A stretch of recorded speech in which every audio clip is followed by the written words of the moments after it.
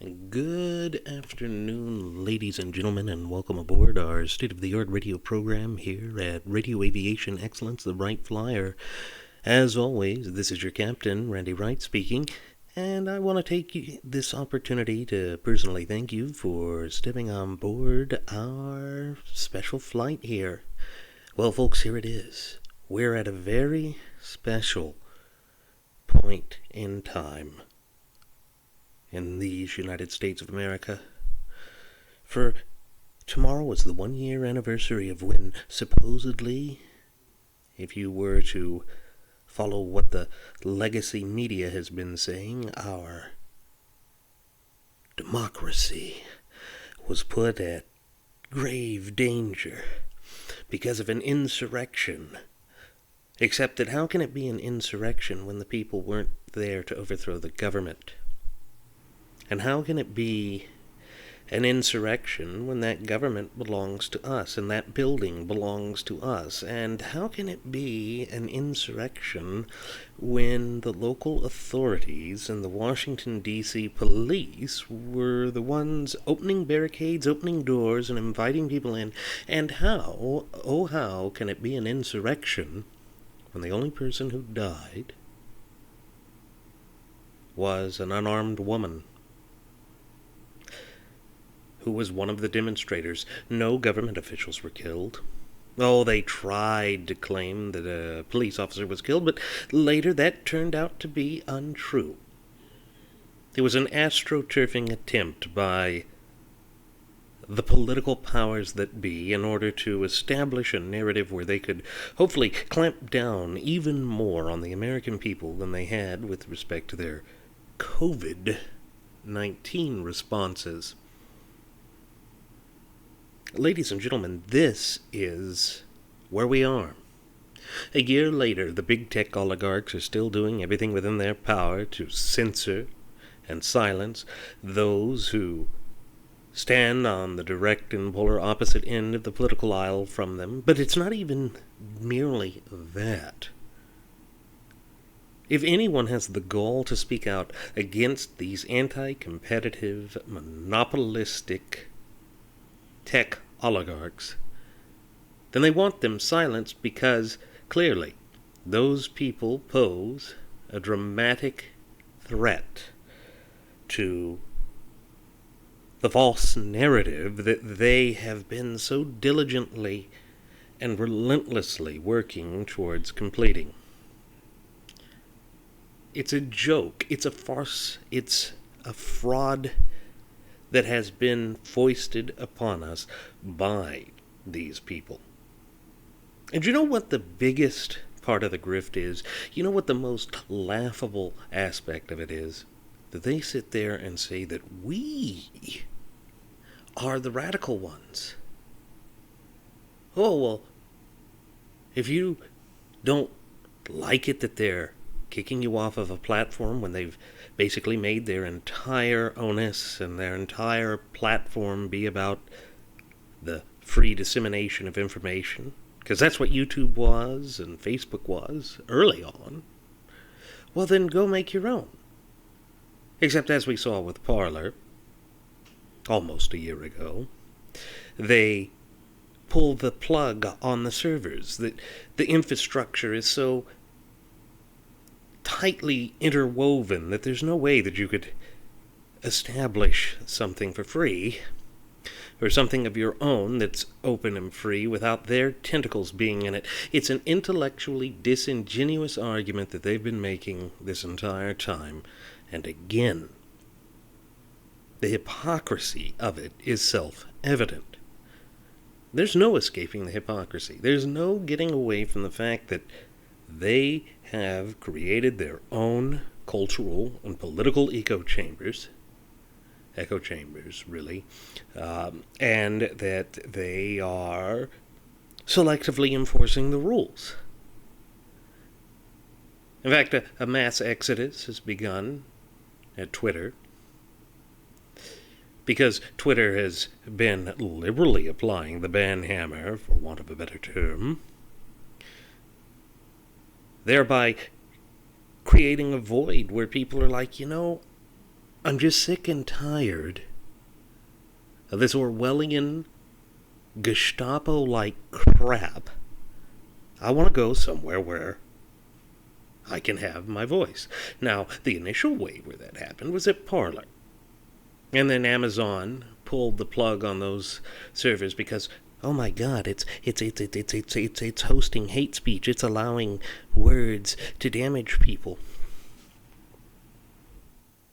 And of course, that's ignoring the old adage that I always was told as a young boy: sticks and stones may break my bones, but words will never hurt me. But to the propagandist, words are painful. To these charlatans who want to create their own new world order wrapped in the hammer and sickle, words are painful. And that's what January 6th is going to be all about. The narrative that they're going to weave is going to be about how words are hurtful, how those who didn't kill anyone are actually terrorists, and the government that fomented the violence and allowed a double standard to be created, well, you can't hold them accountable. You can't claim that they did anything wrong, except you can. And most of us do, and rightly so. The hypocrisy is basically bordering on hedonism. These leftist charlatans believe that they see the so-called proverbial light at the end of the tunnel, and that they are about to have a complete and total victory over us. And that when they do so, their finite vision will be shown to the world in all of its perfect glory, and there is no way that anyone can question it because it's so perfect. It's so perfect, at least in their mind. And come hell or high water, they will sink their teeth into it and hold on to it as though it is a guiding light and beacon of freedom, that they're saving the nation from itself. I have never seen such vainglory with the savior complex on full display as I have with the way the modern left is today. And through complacency, the land of the free and the home of the brave is becoming an Orwellian nightmare of biblical proportions. We have allowed these oligarchs to have more power than any political power in the past, any empire, any despot, any organization. And yes, there is a monopoly on speech.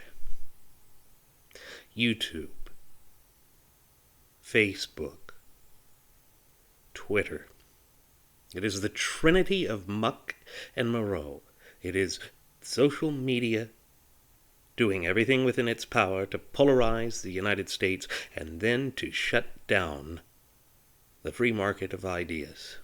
It was a bait and switch, and it's been a bait and switch all along. We know it. We see it for ourselves. We have seen it. And sure, it started with more displeasing voices. Oh, they banned Alex Jones. Well, good. I don't like Alex Jones. He's an idiot. He's a fool. Oh, then it moves on to Steven Crowder on numerous occasions. And now it's moving to average, ordinary people who wanted to have a say, who wanted to have an ability to move on and to share their thoughts with the world. Now, what these social media giants, these big tech oligarchs, these Silicon Valley fascists have done is they have spurred on entrepreneurs to create new things, to create new platforms, to challenge their monopolistic dominance over the free market of ideas. And I say, great. Parler, Gitter, Gab, Minds, all of these alternatives to the big tech oligarchs should be what we celebrate on the 1-year anniversary of January the 6th.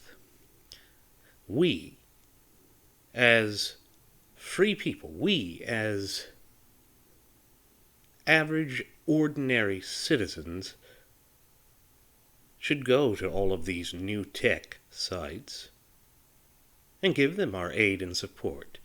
Gab, Rumble, Odyssey, BitChute, Gitter, Parler, Minds, all of them.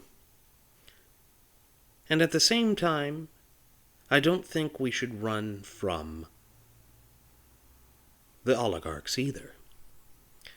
We should stand and fight and prevent their echo chambers from being there. We should hold our ground and let them know that, look,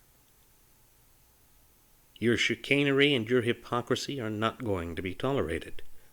We're not going to accept it. And we will fight, legally, but we will fight. That's one of the reasons why I'm supporting what Steven Crowder's doing by suing YouTube over their chicanery and nonsense. Good.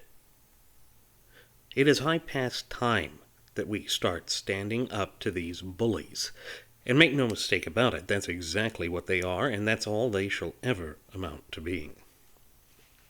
It's certainly not that they have created a legitimate business model. Legitimate businesses can operate with competition. They're spurred on by competition. They know that competition and disagreements will make a better end product for their customers when it's all said and done. At least that's the way it's supposed to be. But the version of capitalism that these people are pushing is not true capitalism.